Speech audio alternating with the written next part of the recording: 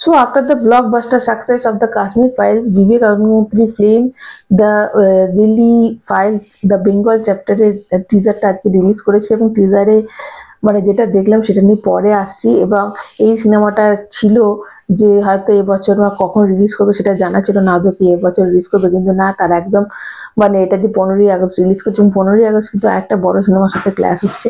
তো এবার চলে আসি সরাসরি যে এটাতে কি দেখা গেল, মানে এটাতে একটা মানে একটা লং শটে আমাদের মিঠুন চক্রবর্তীকে মানে ইন্ডিয়ান কনস্টিটিউশনকে বলছে এবং এবং এটা একটা ওয়ান শটে কিন্তু করেছে। এবার জানি না এটা অনলি ফর প্রমোর জন্য করেছে কিনা, তবে এরকম যে ওর ক্যারেক্টারটা থাকবে সেটা তো বোঝাই যাচ্ছে এবং কি বলছে সেটা লিখে দিচ্ছে, কেননা মানে বয়সের ভারে সে ঝুঁকে গেছে এবং কোথাও জিভটা তার অসাড়ে গেছে, মানে প্যারালাইজড হয়ে যেতে পারে বা মুখটা পুড়ে গেছে এরকম হয়ে যেতে পারে।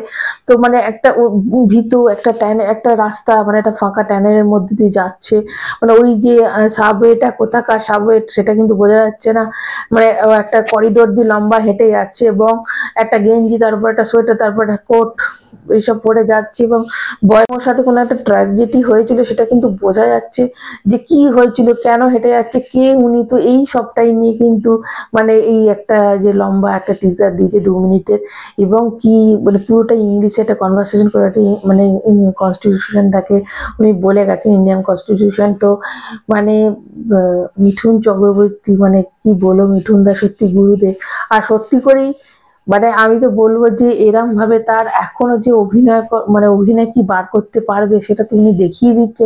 এবং আমি তো চাই দক্ষিণ ভারত বলিউড ওকে কাজে লাগা, কারণ আমাদের আমাদের বেঙ্গলি ইন্ডাস্ট্রিতে শুধু সন্তানকে শুধু রাজ চক্রবর্তী সিনেমায় ধরে নিল, কেউ কিন্তু মিঠুন চক্রবর্তী সিনেমা ধরেনি।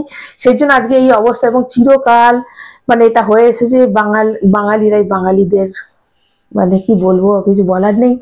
তো এই যে মানে সন্তান সিনেমাটাকে কেউ কিন্তু রাজ চক্রবর্তী সিনেমা ছাড়া অন্য কিচ্ছু ভাবতে পারেনি এবং শাস্ত্রী সিনেমাটা সেরকম হলো। তা একদিকে ভালো যে এখনো তাকে মানে ভেঙে চুরে কি বার করেছে এবং কি লাগছে, ওই যে একটা ভেতর দিয়ে একটা ট্রমা কাজ করেছে। দেখো এটা অনেকের মনে হতে পারে দুটো নাম আছে, দ্য দিল্লি ফাইলস তারপর দ্য বেঙ্গল চ্যাপ্টার, তাহলে ব্যাপারটা কি অনেকের কাছে কনফিউশন। তো তোমাদের বলে রাখি যে 1940 সালে আমাদের কলকাতায় মানে ওয়েস্ট বেঙ্গলের যে বাংলার যে একটা খুব খারাপ সময় কিছু একটা ঘটেছিল, তার শিকার হচ্ছে ওই ভদ্রলোক এবং তার কিন্তু সূত্রপাত মানে ফাইলসটা হচ্ছে দিল্লিতে, মানে দিল্লিতে এর মেন কি বলবো শেকড়, এবং সেটার এফেক্ট পড়েছিল মানে কলকাতা বা ওয়েস্ট বেঙ্গলের যে 1940 থেকে 50-এর মধ্যেই সময়কালটার কিছু একটা ঘটেছিল যেটার জ্যাপটা রয়েছে কিন্তু দিল্লিতে, ওই জন্য the Delhi files the Bengal chapter.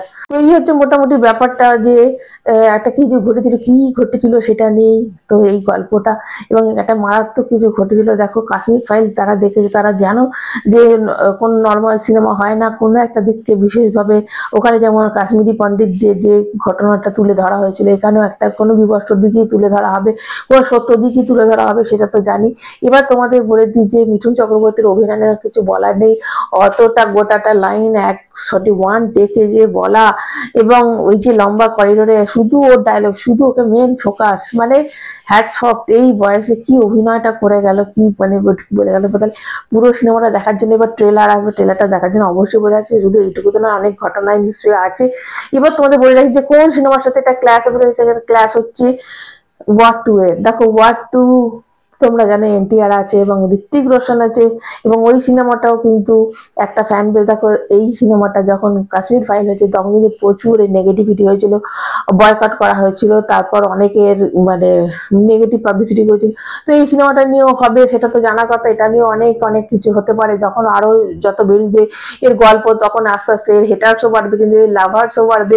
কারণ মিঠুন চক্রবর্তী একটা আলাদা ফ্যান বেস আছে অবশ্যই, এবং বিবেক অগ্নিহোত্রী যে নিজে এরম ধরনের সিনেমা করে তার অবশ্যই একটা ফ্যান বেস আছে যারা এরম ধরনের সিনেমা পছন্দ করে। কাশ্মীর ফাইল হিউজ সাকসেস হয়েছিল, তো এটাও একটা হিউজ সাকসেস হবে, কোনো মানে নো ডাউট, এটা তো কোনো কথা হবে না বস। এবং সেখানে আমাদের মিঠুন চক্রবর্তী আছে এবং আরো যারা স্টার কাস্ট আর কে আছে এটা তো পরের ট্রেলারে নিশ্চয়ই বেরোবে। এখন জাস্ট মিঠুন চক্রবর্তী যে মেন এখানকার সেটা তো দেখিয়ে দেওয়া হলো এবং জবরদস্ত হয়েছে। এবং 15ই আগস্ট এই দুটো সিনেমার মধ্যে যদি ক্ল্যাশ হয়, দেখো দুটো সিনেমার আলাদা অডিয়েন্স আছে, এটা ইউথ অডিয়েন্স এখানকার, এটারও একটা আলাদা অডিয়েন্স আছে, এবং আমার মনে হয় যারা ওই সিনেমাটা দেখবে তারাও কিন্তু এসে এই সিনেমাটা দেখবে, আসবে, এবং এই সিনেমাটা কোনোভাবেই কিন্তু মানে দেখো দুটো সিনেমা ক্লাস হওয়ার খুব একটা বাজে দিক আছে যে এটা ভাগ হয়ে যায়, আমি তো বলবো দুটো আলাদা আলাদা সময় রিলিজ করাটা সব থেকে ভালো। কারণ এতে কি হয়, ইন্ডাস্ট্রি ক্ষতি হয়ে যায়, মানুষ ডিভাইডেড হয়ে যায়, এক পয়সা খরচা করে কি দুটো সিনেমা দেখা সম্ভব হয় না, এবং একসাথে রিলিজ করলে মানুষ একটাতে যাবে একটাতে যাবে না, এটা তো হতেই পারে। ফার্স্ট ডে কালেকশনটা যেটা সেটা কমে যায়, মানে ফার্স্ট ডেটা যেহেতু রেকর্ড থাকে তো ফার্স্ট ডের কালেকশনটা কমে যায়। তবে আমি বলবো এটা কিন্তু দিলীপ কাশ্মীর ফাইলস যেমন কি হয়েছিল বলতো, প্রথমে আস্তে আস্তে গ্রো করেছিল, তারপরে সেই ডাইনোসরের মতো বিশাল একটা আকার ধারণ করে আস্তে আস্তে গ্রো গ্রো গ্রো হয়। তো এটাও কিন্তু অডিয়েন্সটা প্রথমে হয়তো সেরকম না হলেও আস্তে আস্তে কিন্তু এটা গ্রো হবে, ডেফিনেটলি হবে। এবং এই সিনেমাটাও যে একটা মানে একটা হিস্ট্রি ক্রিয়েট করতে চাই, এই সিনেমাটা যে প্রচুর আলোচনা এবং সমালোচনা হবে সেটা তো বোঝা যাচ্ছে। এবার ওয়েট করা আছে কবে ট্রেলারটা আসবে। তো তোমাদের কেমন লেগেছে বলো, তোমরা যদি না দেখে থাকো তাহলে অবশ্যই গিয়ে দেখে নাও। The daily files the Bengal chapter বলে সার্চ করলে তোমরা কিন্তু পেয়ে যাবে। তোমার জাস্ট মিঠুন চক্রবর্তীর উপর দেখো যে কি লাগছে, কি মেকআপ, কি কথা থ্রোয়িং, যে একটা দিক যে অসাড় হয়ে যাওয়ার পরে তার যে এরকম ডায়লগ, এই যে থ্রোয়িংটা তোমরা জাস্ট একবার গিয়ে দেখো যে দারুণ দারুণ হয়েছে। তো আপাতত এইটুকুই, যারা যারা দেখেছে অবশ্যই কমেন্ট করবে, যারা দেখোনি এক্ষুনি গিয়ে দেখে নাও, তারপরে সে কমেন্ট করবে, লাইক কিন্তু অবশ্যই দেবে, চ্যানেলটা সাবস্ক্রাইব করবে। এখনকার মতো টাটা।